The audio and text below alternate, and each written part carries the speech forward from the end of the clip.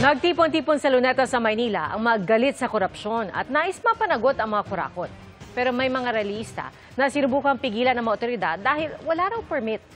Wala nang nagawa ang mga otoridad na dumagsa na ang mga realista. Nakatutok si June Veneracion.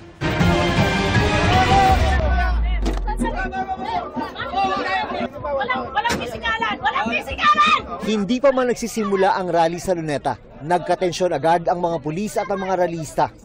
Pinigilan kasi ng mga pulis ang mga rallyista sa pagbaba ng kanilang mga gamit mula sa sasakyan para sa kanilang programa.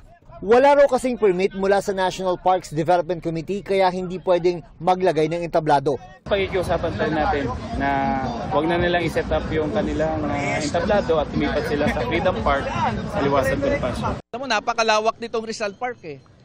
Ano bang problema kung dito magtipon ang taong bayan?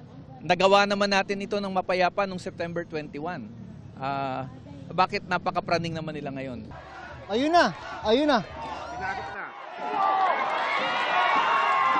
Pero nung dumating na ang mas maraming rallyista, wala ring nagawa ang mga pulis. Dinaanan lang ng mga rallyista ang barikada ng mga pulis at Coast Guard personnel.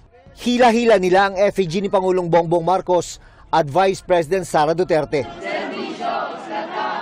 Sa programa, nananawagan ang iba't ibang personalidad na papanagutin ang mga kurakot sa gobyerno. Mailan din na kahit walang kinabibilangang organisasyon ay sumama rin sa protesta. Sobra na eh. Symbolic lang to of the people who are making lives difficult for the rest of the country na our Filipinos deserve better than that.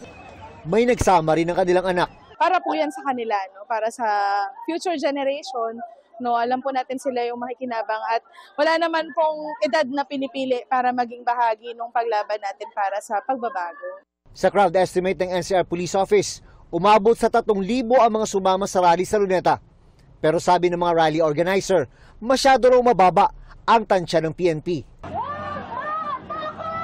Para sa GMA Integrated News, June Veneracion, Nakatutok, 24 Oras.